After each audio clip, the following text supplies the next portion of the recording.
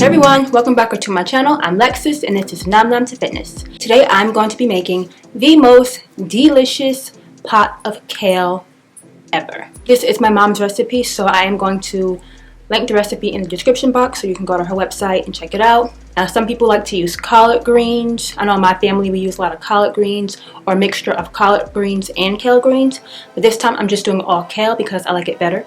It is so good, especially around this time of year. I know for Thanksgiving my family likes to have a big pot of collard greens or kale greens. Vegan or non-vegan, it is the best. My mom used to put the smoked turkey chops in it, I think.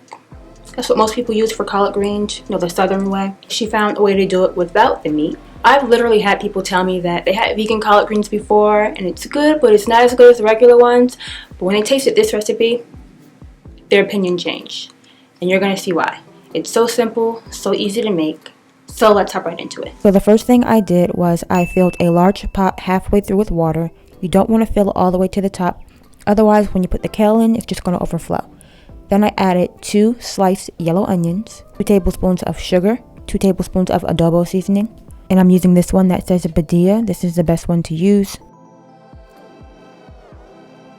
1 tablespoon of black pepper, 1 tablespoon of garlic powder, and I'm adding 3 cans of this salsa. It's a small 7-ounce can.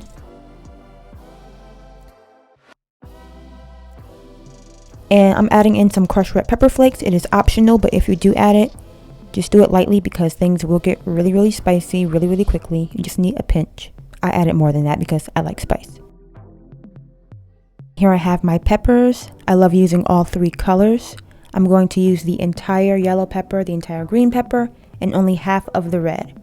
I'm just cutting off the rinds and I'm going to dice them up.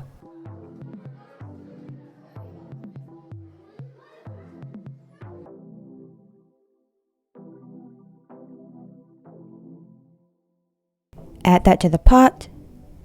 And now I'm adding 1 teaspoon of liquid smoke. This stuff is really strong, so a little really does go a long way. Just add 1 teaspoon, and if you feel like you need more, then add it later. So I'm just going to let this continue to boil on medium heat, and now I'm going to wash the greens. So I have 2 large bags of kale greens, and what I do is I put them in my clean kitchen sink, and I I pull off the big stems. So these large stems right here, I pull that off because I don't want them in my greens. The small ones are okay, I just leave those on, and I just massage the kale in the water until it's nice and clean. This bag of kale came pre-washed, but I still like to wash it anyway. And now I'm just adding my clean greens into a bowl, and I'm going to transfer it into the pot. And what I'm doing is I'm only adding 1 bag of kale, letting it cook down for a few minutes with the lid on top.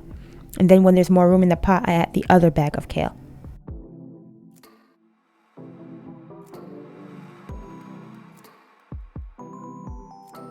Alright, I'm adding the other bag. And I let my kale greens cook down for about 1 hour.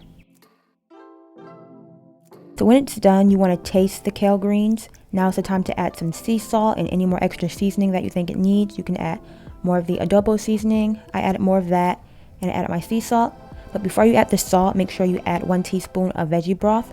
I'm actually using the vegetable base. This is the better than bouillon. If you don't have that, then just add regular veggie broth instead of water.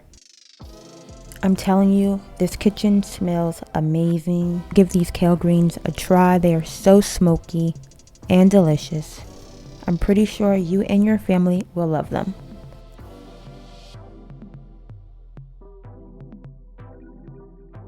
So that is it for today's video. I hope you enjoyed. Please like, comment, and subscribe and hit the bell button so you can be notified whenever I post a new video. And I will see you next time. Bye-bye.